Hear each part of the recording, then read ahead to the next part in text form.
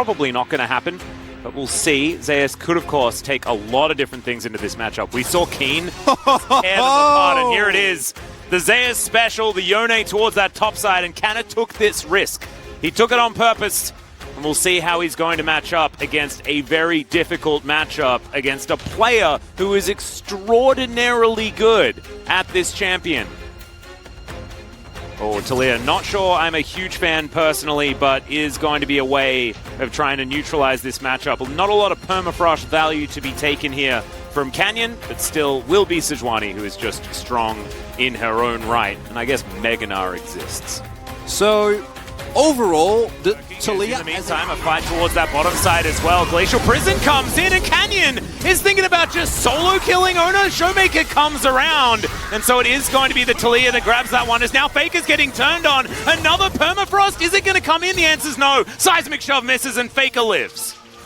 And that is the only good thing that is happening in that play for T1, and usually the Wukong we've seen can definitely punish Sejuani, but because Canyon has been impeccable thus far, has been the instigator of many a play, so he's forcing Owner off of his normal clearing path. As a result, Canyon is getting assists, is getting more and more leads, was a level up in that play as well, and taking a 2v2 against Canyon and Showmaker. Lying in wait here is now T1 possibly going for that team fight. Cyclone's going to come through as Kanna finds no one with the Gnar. Sejuani does lock down the Dragon, and Deft is now trying to get this team fight to work out. He dodges the ult from Zeus, but nobody else can get out of the way as Zeus is trying to fight it out. The Unbound Soul's going to draw him back, and D plus Kia lose 2, secure the Drake. Rare moment of hesitation and a mistake there from D plus Kia. Kanna as a sacrificial lamb for this Drake is fine. That's the Baron, is it? They are definitely going to try and start it up. I do think with Deft and Callan available, maybe we're going to see a possible attempt, but maybe it's just going to be Canyon. Vision is there. And T1's team fighting comes through for them again. All right, so it's going to pop over the wall. I think Canyon now has word of what's going on here, as the Baron's just going to be taken for free. Do about this one. He's going to see how much time he can buy, and it's not very much, guys. Wukong going to be able to take him down. Faker's going to go back home, get that health bar back. And T1, in like the flick of their fingers, immediately they are in the lead, and they are in full control of this game. As Faker teleported straight away towards that top side, Showmaker not going to be able to get any sort of split done. Gumayushi getting to work on this inner turret. The Baron power play already at 3.2 thousand gold, and they've still got a minute and a half. It's not even nearly done yet. What a beautiful swing from T1. Really, this is just... Oh, the amount of mistakes you're allowed to make against this team might not be zero. Maybe a dragon, maybe a few turrets, but generally, you don't get punished this hard, right? Because, yeah, literally, if you go back to before that fight as Canyon, able to find... That's not the one that he really wanted there, but Zeus going to ult through the wall, and he'll get out. They lost, what, four or five turrets in this one Baron? Like, the flip of the switch in the minds of T1 as well, after a couple of their early plays didn't work out right. Owner, little over-aggressive, gets punished, and they smell the team fight. They smell an opportunity. Everyone goes in, and now, for D plus Kia, retaking control of this game is actually very, very tough, because the rest of his team, you can see, all ultimates, like big team fighting, are still available here, and D plus can't go in. Baron now started up. Speaking of that dance again, Chronicler, they are going to do it one more time. All right, there's the steel fade. What? Deft steals the Baron, and the Seismic Shove is extraordinary. Carrier is going to go down as well, and now D plus Kia, they've turned the whole game on its head. Zeus, can he try to fight this? The answer is absolutely not, and Kanna's going to pick that up. We need that in ultra slow-mo, because I have absolutely no idea what just happened. That might be game. What is going... Chronicler, I know this is a Saturday Showdown. I know that we knew this was going to be hype, but I'm not ready for the pace, man. Let's calm down. The health bars are low. It's 20 seconds until Faker is back. 10 seconds for Owner. They should at the very least be able to get the inhibitor. I don't know. I think they should back off after this, because if we get another throw... Well, I don't even want to call it a throw. You know, I think both of these teams Oh, Atlas! And how the pendulum swings, Chronicler, as we have 2 minutes on the D+ Kia Baron buff. If you don't like T1, or at their worst, you don't deserve them at their best. This might be, unfortunately, because what they try to do here is a call where Zeus zones Canyon, but he's unable to. Yes. Flash to coordinate Smite with Extendo Beam. Yes. From Zeus, who's now going to start the fight onto Canyon. Blast Cones to get his way out. Going to eat some honey fruit, and this might be able to help him in the 1v1. Permafrost going to come through as there is the ult back. That was very weird. Don't know what happened really. Is we're going to continue the weirdness underneath this turret towards the bottom side. Gumayusi taking a lot of damage, but they're going to successfully get the dive off against the Zeri. 1 for 1, I guess. Cross the map. Yeah! Don't know if it had to be. With Zeus maybe overestimating his safety there, gets pulled out of his leap strike by Kana, and felt like there were angles for him there. Obviously his back gets interrupted. But Owner is going to lock that one down. Dubai immediately goes down though. It's a double kill for the Zeri, and Showmaker, the perfect execution's fantastic. Canyon limps away with his life intact, and it's a triple kill. Oh, what were you saying about the bottom lane again? Well, both bottom lane and top lane are a disaster, so never mind, I guess. Wait, Kana got a solo kill in that? What? Yeah. As I pointed out, Jackson to Cassante works if you get to the later stage of the game, but early on, Cassante is going to kind of dunk on you, and key thing here is that Owner already gets taken so low, so this is a 3 versus 4 right from the get-go. T1 takes too much damage from the Baron. In the meantime, in the mid lane, here, as the Akali makes their way into the back line, Deft kiting back and does so beautifully. Gumayusi is now dead as Faker is fighting against Kana. Kana picks it up, finds the Q as well. As Zeus is in trouble, Showmaker backflipping on top of the Jax, and Carrier is just left to the wolves. T+ Kia, they do what I was just saying was impossible. And now they're also going to deny the soul of T1. T1 won't be able. Surely it's just a single Drake, but these are the type of moments you can't afford against a team of T+ its caliber, as the amount of stopwatching going in this fight. Absolutely beautiful, right? Canyon gets taken low, and then we do see they're trying to set up here for Deft, but as a result, both Showmaker and Kana get into the background. The chaos that is created here is huge. Guma, sure, you pick up the Sejuani, but it is never worth it if it takes your life, as Deft is able to kite. It looks close, but T1, decisive victory there. Love them peeling off the Baron at the end there as well, identifying that, hey, we already got the teleport, that's a win. And D+ Kia also very aware of the pretty terrible situation that they're in. Try and flip a fight around the Baron. And knowing the implications as well. Oh, knowing the implications, obviously. Because T1, none of the pressure was on them. Don't force any flips. Don't force the 50-50s. Just let them desperately try to take back the game, and then take them while they're distracted by doing that. Beautifully done. Because with the teleport down and 2 inhibitors down, T1 is to you when we saw that, you know, maybe they just want to play the Lucian, but T1 might not let them, and it'll make it interesting in the bot lane as well. But guys, let's take a look at the POG here for game number 2. It will be Owner on the bot. This was a really hard vote for me. I actually was kind of bouncing around all players. I think Guma did a ton of damage, but had a pretty shaky laning phase, and was ganked multiple times. We also saw Carrier with some really amazing ults in this game. The mid game is where Owner really came online, where he was punishing some of the overextensions here for D+ Kia, and I think that's probably why he picks up most of the votes.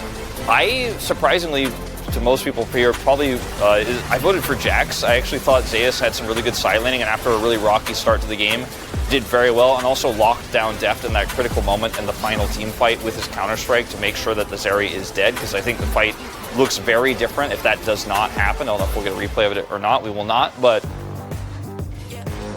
Yeah. Kind of all over the place. As you mentioned, it's pretty hard to tell. I was saying, you know, maybe Faker, he had some big moments in team fights and stuff like that, but Owner really clawed back the lead for T1 and allowed them to get a lot of those Drakes in the mid game, so makes a lot of sense as well after seeing a lot of those replays. But guys, we are done here on the space. Let's go back to the casters for the game number 3. Thank you so much, gentlemen, for that breakdown, and I very much enjoyed Wolf and Jonah Strong shaking hands on their Zeus vote towards that top side of the map. I think almost everyone on T1 was worthy of a vote in that one, because honestly it felt like they're going to be in deep trouble. You definitely are. T1, if they want to get a priority pick bottom laner, they will need to do it right now. Otherwise, something like a Silas stock is very high. Kassadin also, and Faker will lock it away. Flashbacks here to a dumb one here versus T1 final, where that Kassadin was on the other side of the rift. This time, Faker able to potentially get some revenge for that series. But I digress. That means they do not lock away the bottom lane champion of preference. And I think things like Sivir and Draven to now be taken away. Force Gumayusi on something like an Ezreal here, you could imagine. I think banning Karma could also be a very good idea. Yeah, I was going to say that. Karma, to me, still has a lot of value. The Lulu, in terms of enabling the Zeri, very strong, but can run into troubles. Heimerdinger is another support that hasn't really been prioritized, and obviously it's T1, so maybe you don't want to go in that direction because Keria can and will play anything that he can get his hands on. For T1 thus far, though, barring any crazy Keria support Sejuani swaps, which I feel like at this point I just have to call out because it's T1 and they are very happy to pull these type of tricks. Yeah. I really like the top side. I do think that obviously the Kassadin is going to need a fair amount of time, but you have double enabling for your permafrost, as it is indeed the Ezreal, kind of the no-brainer in this scenario that does get taken away. And I would have thought Draven's a little bit more dangerous. Well, it's Guma, especially. Yeah, that's... Ooh. I mean, there's a couple of options. He was hovering the Kai'Sa, but I mean, I think Draven is just so obvious here. I think kind of a blunder for D+ here in this draft. They must know that this is coming, right? It's Guma. Yeah. This is one of his most iconic champions, even though he doesn't get to play it as much. And talking about iconic champions, we are really digging deep here with a complete switch up in the drafts, right? Not every, but almost every single LCK draft thus far has been, we secure bot lane and we secure jungle. Now, an incredible amount of priority on solo lanes from T1. Rise priority from Remember, D+. This is also one of Canna's favorites from when he was on T1 back in the day. This series, really? Yeah. He pulled out Caitlyn's support before. He did. He definitely did. As, okay, Carrier support Draven. Carrier support Kalista. Not entirely sure which one it's going to be. Wait. Who? No, it's going to be Carrier. It's got to be the Kalista support. Let's talk about the D+ comp first, because they make a lot of sense. It's very straightforward. You have a ton of prio in mid. You can then turn that into side lane pressure, or you leave it on island, and you can either get your Graves or your bot lane ahead, depending on the state there. Well, ahead is not going to happen because they're facing Kalista Draven, so you're going to have to cover. Showmaker and Kenyon are going to both try and make sure that they keep priority in their own lanes / jungle, and then cover for the bot lane, which should be a complete brawl. I don't know what type of brawl. Yeah. I don't think it'll be very good for Zeri and Lulu. I don't think so either. I think, like, we've seen what happens when T1 picks 280 carries in the bottom lane, and it's not as great for the opposition. This time, they don't horrendously outrange their opposition, right? It's not the same as what we saw with, what was it, Varus, Caitlyn in that bottom lane in the last time that we saw it employed. You know, Varus Ashe is, of course, the most popular. This, a slightly more eclectic aggressive plays on Deft and Kellen. Well, Keria just diving towards Kellen here, as the axes are now going to start swinging forward. And yeah, this is an example of a real problematic situation. Oh, the Draven's not able to do it! Canyon, he knew he was there. Gumayusi knew he was dead, wanted to take Deft with him, and he's not going to be so lucky. So, what happens, Chronicler, when this lane falls behind? Well, what do you mean? I'm confused. Yeah. You have Draven and Kalista. Oh, so the same thing continues to happen? So you don't fall behind. Oh! Yeah. Okay. But what if But what if you do, and your wave state is very rough? From Deft. He is going to go down, and now Faker, with Rift Walk in hand, he sees that blue buff, and he really wants it. He'll pick it up as well. Make it a triple kill for the king of the mid lane. T1, that is exactly what they needed. And you get the punish on Draven as a D+ Kia. But I'm going to tell you, it comes with a costly price. And it's not a price that I think you're going to be very happy to pay, because killing Guma is amazing, right? You deny him the stacks, you put this Draven further behind, and by him not being able to farm up and then maybe get a mid-game cash-in, you are certain that this Draven is going to have a really tough game. Beat up Faker and... Oh, well, bit of a battle here towards the bottom side as the ult through from the Zeri does get knocked up, as now Gumayusi is just fighting him. Can he actually win it? Oh! Gumayusi locks it down. It's a double kill! And this is what we expected to be the entire lane for T1. It just happened a bit late. Sitting on double serrated Dirk. A power spike that, unfortunately, a lot of people are not going to be able to contest with Kenyon looking for a cross map desperately, but not going to get anything. Zeus not going to get caught this time around. Owner also in the general vicinity. And things are starting to look very dire here. Pick himself up a plate, so even with Carrier taken down, doesn't end up mattering too much. As I want to remind everyone at home that Carrier is a trained professional, and in no way, shape, or form should you be playing support Kalista if you are not Carrier. Don't do it. Canyon thinking about a bit of a drive-by, but Faker was in the area, and you do not want to mess with that. That is going to be a solo Infernal being taken. Ocean Soul this game. And that could also be a worry, because that sounds like regen for a mana bar of a Kassadin. And that's frightening. But this was really nicely done. Yeah, very straightforward. Good rotation from Ghana there. Ideally, I think they were looking for multiple people. And looks like overall. All right, well, Realm Warp is at least on cooldown for a couple of seconds. He uses it to turn immediately onto Showmaker. As with a broken stopwatch, maybe this is an opportunity. The Wild Growth comes in, Deft chasing after him. Can Faker get away is the question. The answer is no. Deft picks up the kill as T1 will destroy their base in answer. And it is still an incredibly favorable trade, because crucially, D+ can't turn this into a Baron. If you get Faker there and you see a Baron angle, then it might be worth it. But now you kill Faker, you get a shutdown onto Death. Sure, that's nice, but you also gave up the last remaining turrets that you had on the bottom half of the map. Yeah. You don't have your inner mid, you don't have an outer or an inner on bot lane. Zeus is going to have a monstrous back now as well, which means that any play that you'll have that doesn't immediately involve dealing with Jace is going to be a problem. It's really cute there from Showmaker, trying to fake the Realm Warp so that Faker paths towards him and doesn't actually end up taking it because Deft is already there. For Faker, yeah, not really a way out here. Doesn't really have the turn potential either. Ton of moving towards the Drake. Can they secure it is the question as Faker moves in.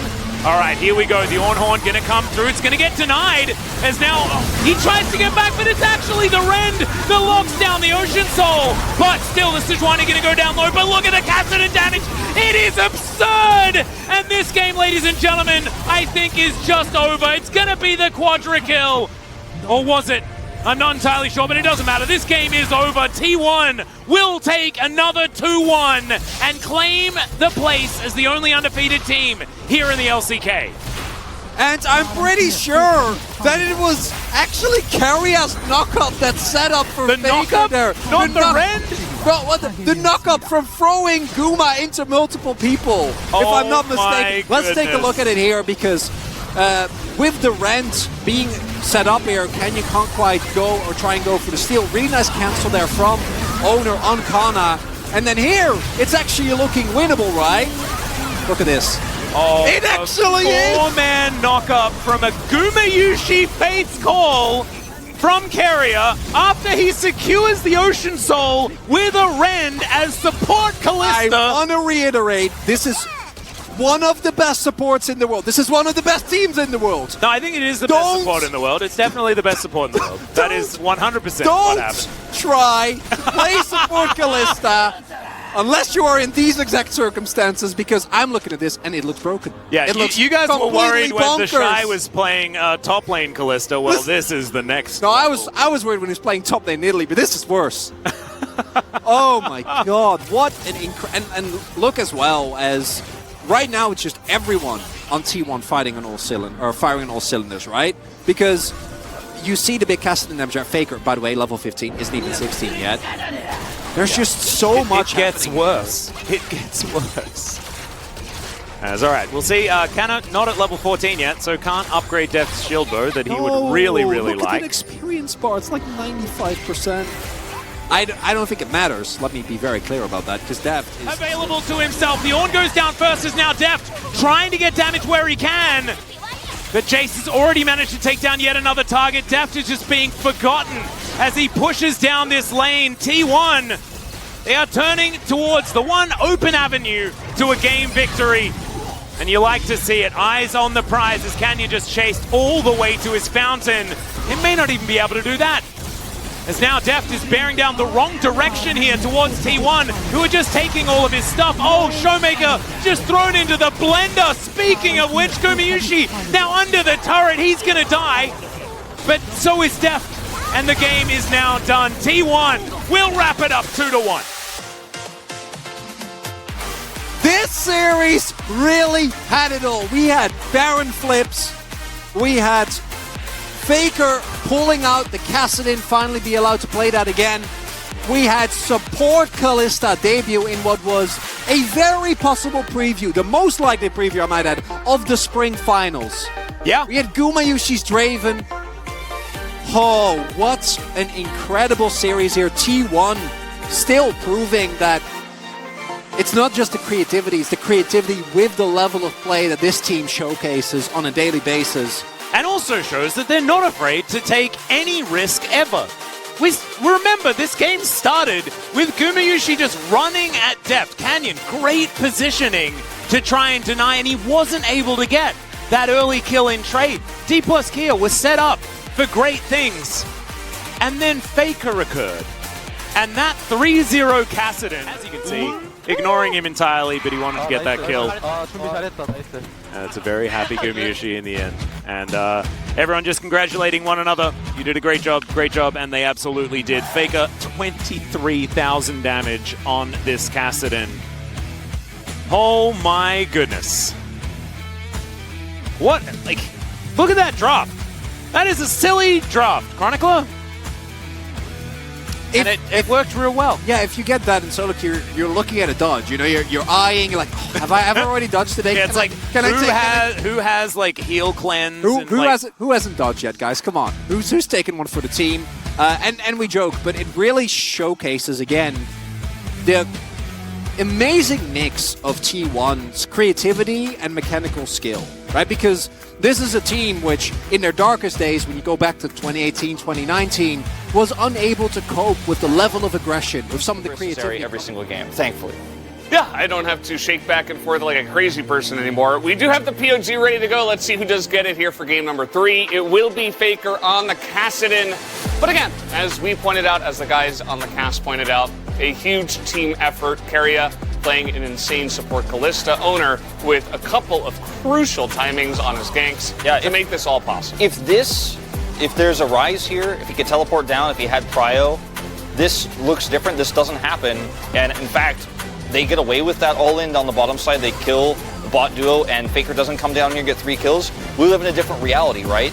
You know, Thanatos for D plus Kia's Challengers team snaps his fingers, and you know something different happens, right? But like the way that this game was shaped was around that precise moment. Faker had that edge with Owner, and he took the lead he had and stomped the game. The game was all about him, even though it wasn't 100% he that set it up. As Keria will get 1 vote for the memes. Good old based meme lord. Very nice vote. I'm not going to complain about that one personally. It's all right. It's fine. You know, Keria, very difficult to deal with in general. So, and it ended up being good. Even though, you know, they did get punished. I think the level 1, the level 2 could have been handled a little bit more with some safety just in case. But other than that, it was great. You know, the timing to pull Guma in was perfect. And then Guma responding by throwing himself into the fray. Just a great game overall from the guys. Yeah, I think that T1 look to be a terrifying team right now, and they are so good at drafting, and they're so creative. This has been a draft weakness that T1 have now overcome, it feels like, in the first few weeks here of the LCK. Maybe Bangi has changed how this team operates. Maybe rough spot. You know, I think they're going through a lot of stuff. So I'm gonna make it rougher. 좋습니다. 페이커 선수 한마디 What about you, Faker? 열심히 준비하겠습니다. We'll do our best. 알겠습니다. 그리고 마지막으로 페이커 선수께 제가 여쭤보겠습니다. Before we go, Faker, we have so many fans out here at Old Park, and also watching you guys online. So any message over to all the fans? 팬분들께 정말 감사드리고 앞으로도 Thank you so much for supporting us, and we will keep working hard in order to replicate what we did in last year's spring split. And this will be the end of the interview from owner Faker from T1, and I'm gonna pass it back to the space. Thank you. Thank you, G-Sun, as always, for that See awesome whether Morgan can translation. keep himself alive here. He does manage to break all the weaknesses. The flash goes forward, and Morgan, he may have done it. He did it. Oh, the Lord himself picks up the solo kill under the turret. He baits him in. What an expert. Still at stopwatch as well. Yeah, it wasn't even scared. At no point in time was Morgan in any actual threat there, and you see that the rest of Sandbox starting to get flustered as bro's just not gonna be impressed with what you're doing. Hannah, beautiful shot there. No one able to keep him safe, because this actually is really nicely done initially by Birdle, right? Oh, yeah. Identifies that Morgan is gonna go